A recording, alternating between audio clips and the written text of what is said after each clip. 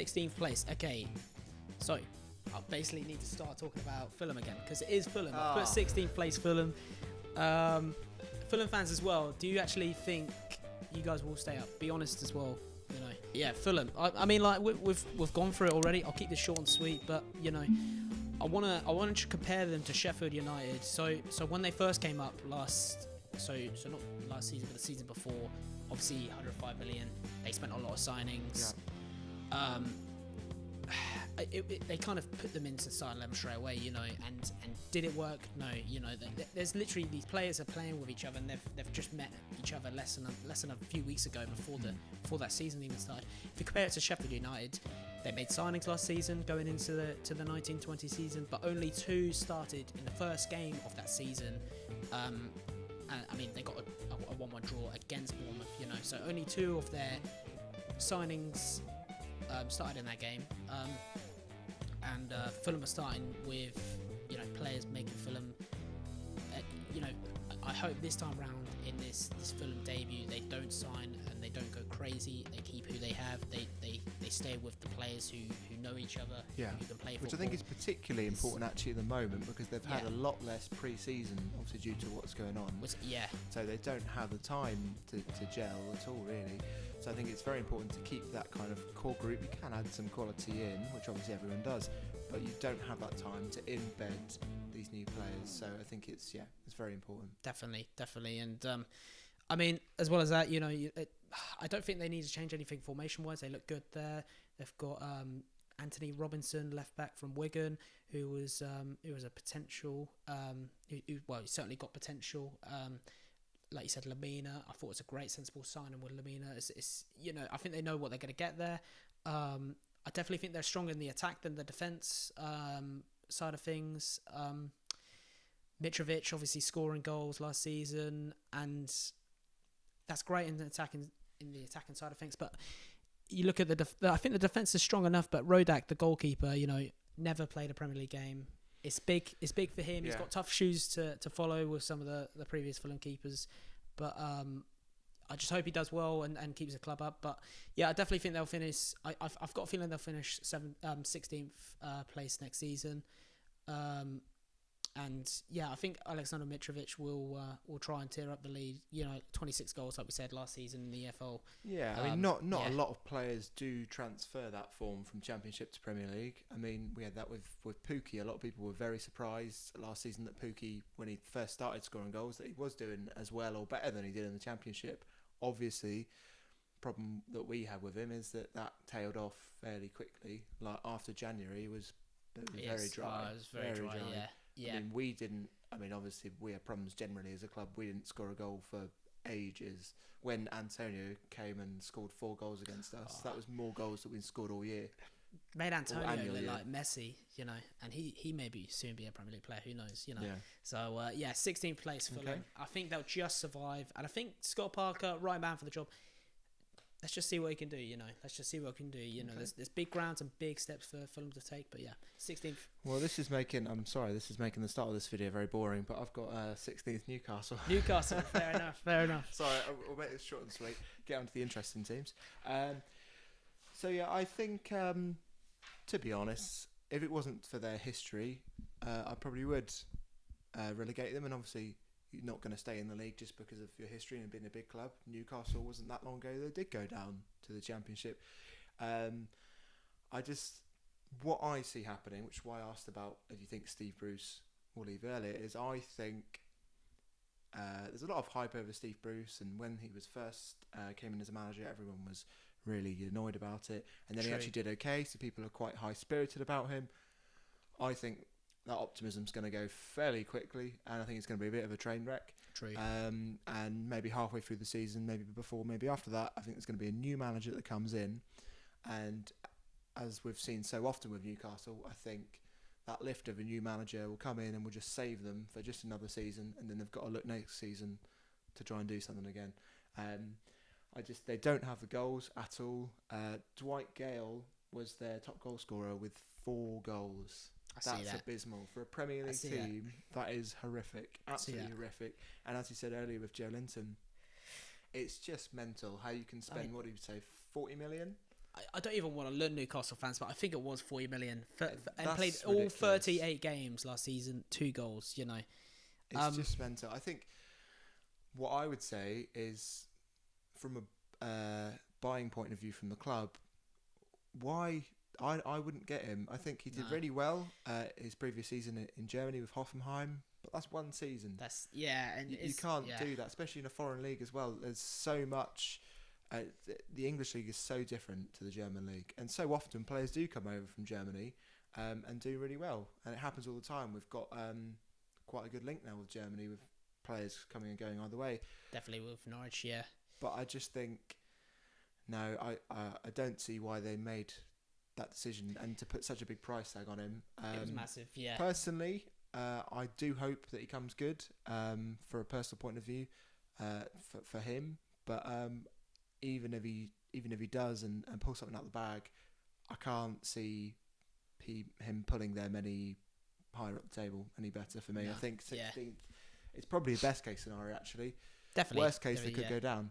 That is the worst case, yeah. And I think, I really hope Steve Bruce's, I mentioned earlier, sharpened up this defence, because they looked awful set pieces. But, transfer-wise, they've clearly got the money. We get that.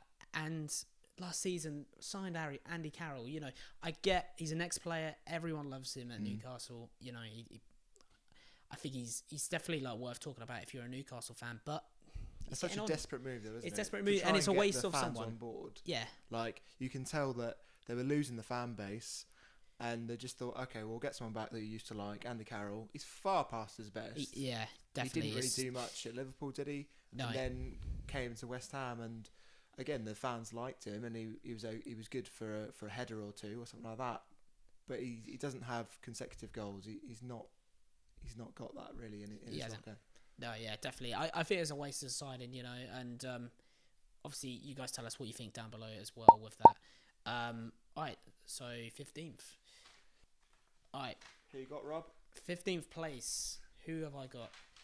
So they're a team that have not been in the Premier League for a while, and I'm talking a long time. I'm talking, I think since they were in the league, Kasper Schmeichel came out of Peter Schmeichel, went to Leicester and won the league. Yeah. I'm talking about, of course, Leeds United, Yeah, so I think the big question with any new promoted club is if they will stay up. Leeds in particular is a massive one, of course. With the amount of money they've got as well, it's big, When I saw Leeds join the Prem, I thought they were going to need the money. I knew there was going to be money well spent, because I think they have a lot of money, and they have had a pretty good start to the transfer window. I don't think we've seen the end of it with who they're going to sign and that, but there is. I think Leeds fans. There's a massive fan base, and they're very fortunate with what they've got. They're under a manager who sees the game so differently to any other human being out there. We look at their players. Bamford, he's a good striker. Okay, he's had his time with the Premier League. He's had a few games now and then. But I think the signing of Rodrigo is really good. I don't think he was that amazing last season for La Liga. I don't want Leeds fans to overhype him, because that's pressure on him. Well, I can tell you that Rodrigo did not do. I was thinking coming in that he'd had a good season last season. He hadn't. No, he hasn't. I checked that. Yeah. I can't remember. I think 4 or 6 goals or something. Something like that. Yeah. I mean, that's not what you want coming into a Premier League. Yeah, definitely not. I'll talk about it a bit more later. But for me, the Rodrigo signing stinks of Middlesbrough a few years ago when they signed Negredo. Yeah, it's true. It's just true. like a Spanish striker coming in who's done well in Spain. Obviously, Negredo did okay in Man City as well, but I don't know. I'd like to think that he's going to do well at Leeds, but I don't know if he's going to do it. For me, I think it's more about their existing team. I think they need a new striker, because that's why I laughed when you said about Bamford. I'll talk more about it later, but do not rate Bamford. Don't like the geezer. Don't like him. Maybe it's because he actually orange, but I don't know. I feel like I should change where I should put him now, but I feel like it's because of Bielsa. That's why you guys, I think, might finish 15th, and maybe he can change Rodrigo into a better player. Robin Koch, Yeah. Okay. Jokes down below. You know that name. I'm pretty sure that's how you say his name. LOL. 24 years of age. Great signing. Great solid centre back. You know he's joining the team of defenders who are looking great as well. You know, you look at Luke Ayling. Look at Cooper. You know they play nice football. And I think as well as that, I think Rodrigo. Going back to Rodrigo now, I think Rodrigo, he's had a shaky season last season, but he's around Pablo Hernandez, he's around Jack Harrison. You know, that's a strong midfield, you know, and I think, you know, give Pablo Hernandez the, you know, like he's Leeds David Silva, pretty much. I feel like that. That's a big statement. That's a big statement, yeah. And I think with Marcelo Bielsa, he changes players. Like, you look at that Leeds squad, do you think this current Leeds squad will be in the Premier League without Bielsa? For me, absolutely not. Definitely not, no. I mean, I think I like the manager. I thought he'd done well at Swansea, but Gary Monk, they had him at one point, and I thought Leeds, you know, he's too inexperienced, you know. But the thing is as well, the goalkeeper, you know, do they go with Iker Casillas or do they go with Meslier? I'm pretty sure I announced that right. It's not Iker Casillas, is it? No, Kiko Casillas. I was going to say, it's not. If it was proper Casillas, I'd be like, whoa, that's staying up. They're winning the league. Legend. Man like Iker Casillas. I think he's retired now, I believe, Casillas. Yeah, but he's just retired, yeah. Does Kiko Casillas and Meslier, can they save a Sadio Mane or Kevin De Bruyne shot? That is the question. And that might be where they concede a lot.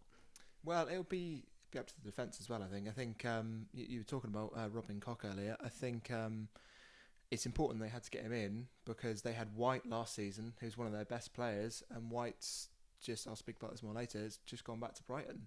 True, yeah. And White. I think they've really lost him there. I think that's a big problem for them. They should have kept him. They should have got him on permanent. Obviously, Brighton saw his potential there and got him back from loan. But yeah, I think it's very important that new centre back, not going to say his name again, hits the ground running. No, I think they could be a good team. I think it could go either way. I mean, they could just capitulate and just go down like we did. I see a lot of parallels with Norwich there. A progressive manager with a team who maybe hasn't got the most quality, but has got a few really quality players in there.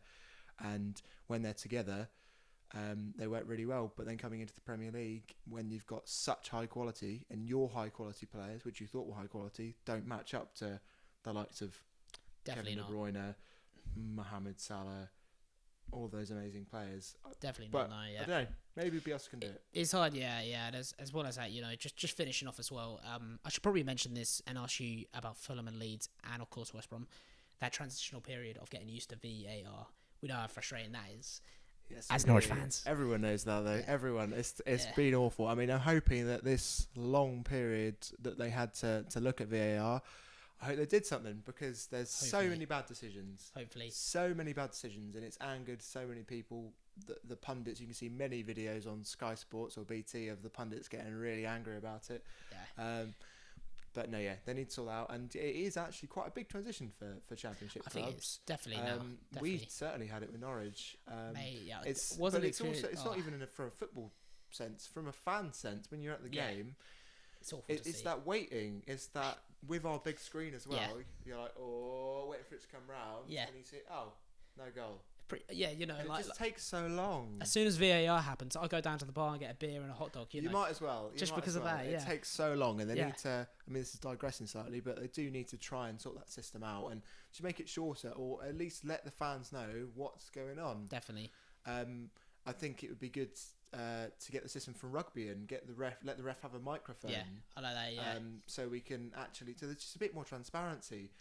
In NFL, I know this for a fact. I got into NFL a little bit last season of the NFL season, but you can actually hear the referees' conversations, and I like that a lot. You know, but yeah, you know, like last season, I'm looking at Leeds goals, Championship. You know, absolutely brilliant to see 77 goals they scored as a team last season, and I'm thinking some of these goals, of course, it's a Championship. It's not that same level as the Premier League. Some of these goals, though, some of these players would have got caught offside just from, you know, little parts of the wrist or little parts of their head, you know, and I think that will play a part, and I think because of that transitional period, I think that's why they will finish 15th, you know.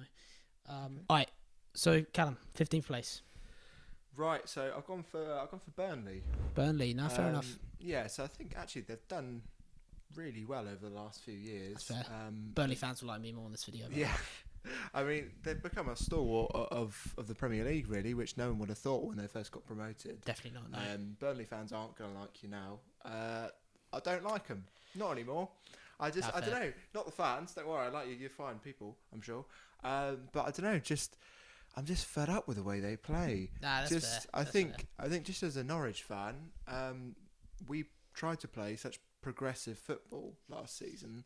Yeah. And we got absolutely catapulted out of the league. But then you have a team like Burnley who plays really old-fashioned defensive football, no risk involved whatsoever, and they're absolutely fine. Definitely, yeah. They finished 10th. With that kind of football, yeah, it's incredible because it's just annoying. Yeah, it's definitely annoying. It's infuriating to look at because you then look at, like, obviously not with us down in the Championship now, but Bournemouth. You know, when they first started off in the Premier League, they played such great football. I mean, you could even, you talk about like the teams coming up like Leeds, West Brom, all play nice football. Fulham, and then there's just Burnley. It's just Burnley, you know. Yeah, I think, but this is the thing though. I think, to an extent, this is the problem about smaller clubs for the Premier League. Definitely. If you want to stay in the league for a long period of time, which they have, you kind of got to do that. Unless you get a big injection of money or you find this absolute star in your academy or for a small fee. I think this is the sad truth of the Premier League now. That's what you have to do. You have to, if you want to stay in the Premier League, you have to just play boring football, which will get you 10th every year or around mid-table. And that's kind of just how it is. And you play more progressive football, unless you then get the backing to spend more money on that kind of football, then you'll go down like Norwich did. Definitely, yeah. So I think, but for me, I don't think they're going to go down this season. But I think they're gonna get their dues for playing this kind of football. They're going to go down the league, down the table anyway, not get relegated. And I don't want Sean Dyche to lose his job. I quite like him. But it's just his style of football. It just doesn't excite me.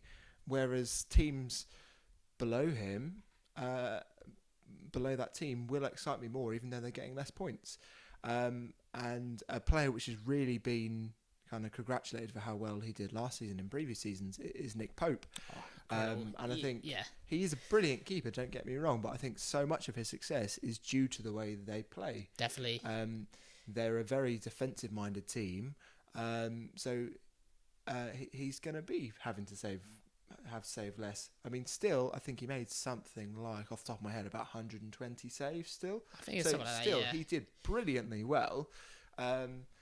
But I just think in another more attacking team, he wouldn't do as well as he did, and he wouldn't be getting the plaudits that he does. And I mean, goals-wise, don't get me wrong, there are some good players in there. Chris Wood, I mean, how Sean Dyche has turned Chris Wood into this kind of goal machine within this team, I don't know. I mean, 14 goals, don't get me wrong, not a massive goal machine, but compared to the rest of the squad, it certainly is. 14 goals and 1 assist. Jay Rodriguez, 8 goals and an assist. That's not bad. But when you say they are the most prolific players in this team, Jay Rodriguez and Chris Wood, you've got to say it's not going to be a particularly exciting team, is it? No, yeah, I definitely agree. Yeah, definitely. I don't know how they are doing it, but they are somewhat staying up each season in the Premier League. I think a lot of people would agree with you on where they are going to finish this season. I think they'll just survive again, but I think, well, I'll get onto that. I won't say much about it, but it is what it is. So 15th Leeds, 15th Burnley, nice one. 14th place, okay.